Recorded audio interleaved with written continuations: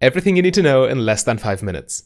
When the game starts and you have to leash for your jungler, you should always walk the long way to your lane afterwards. If you go through the river instead, the enemy bot laners can ambush you if their jungler started topside. This would cause you to instantly lose lane, so either avoid this path altogether or ward the entrance bush before the jungle camps spawn. If you don't have to leash, you can try to do this to your enemies, of course. When the first minion wave arrives, you want to clear it slightly faster than your lane opponents. If you succeed, kill the melee minions from the second wave as quickly as you can. When the last melee minion from the second wave dies, you and your support hit level 2.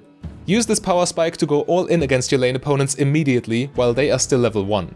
However, if your enemies clear the first wave faster than you, simply back off and farm the second wave under your tower so you can avoid their level 2 all in. When the third minion wave arrives, you need to start expecting the enemy jungler. Therefore, you should make sure that you always have enough vision in the river from now on. As an AD carry, your job is to last hit as many minions as possible while punishing the enemy AD carry for doing the same. Whenever you kill a minion, you should quickly look at your minimap during your champion's attack animation. If you can't track the enemy jungler or mid laner, you have to assume they are coming for you and play defensively. When an allied minion gets low, you should attack the enemy AD carry while they farm your minion.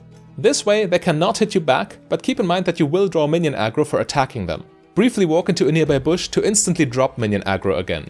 As far as your general positioning in lane is concerned, always make sure to stay parallel to your lane partner. This way, you can both attack your enemy at the same time during a trade.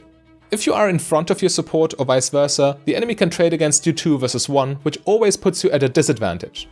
So if your support is roaming, warding, or just positioned far behind you for no specific reason, all you can do is go for uncontested minions and back off when the enemy starts pressuring you. Moreover, make sure you and your lane partner are not right on top of each other.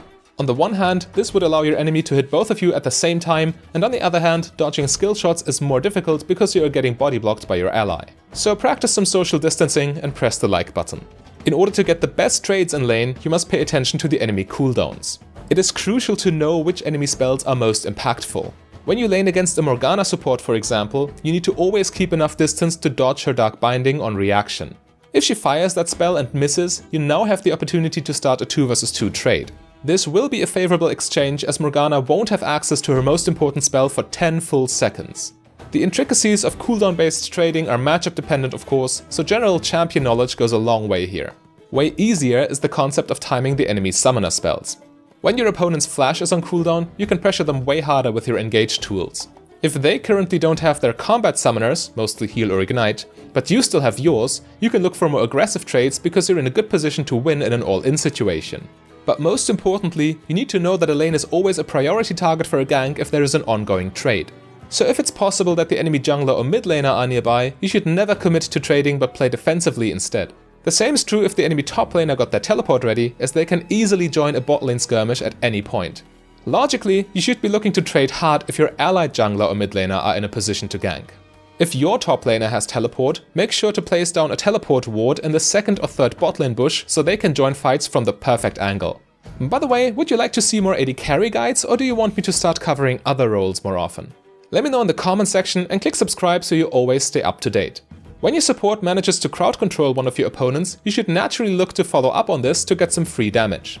Don't blindly go all in here though, unless you know for sure you will win this. Quickly hitting an immobilized enemy without them being able to retaliate is always a winning play.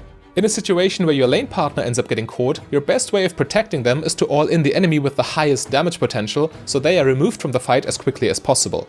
In most cases, this champion is the enemy AD carry, but when the support is a burst mage, Brand for example, you need to focus them instead.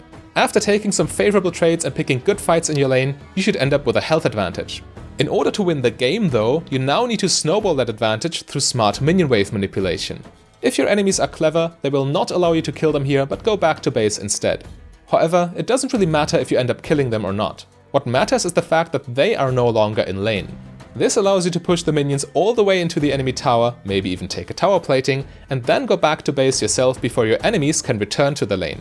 Now you've converted your health advantage into a gold and level advantage, and this smart back timing allows you to turn your extra gold into an actual item advantage. Additionally, the enemy tower will clear the minion wave, which creates a slow push towards you due to the even minion rule. Therefore, you can collect a huge wave upon returning to lane yourself and then start snowballing your lead by turning your item advantage into another health advantage. Always remember the 4 steps to success. Force them back, crash the wave, turn gold advantage into item advantage, repeat. If you want to learn how to play AD carry after the lane phase is over, just click the link on your screen.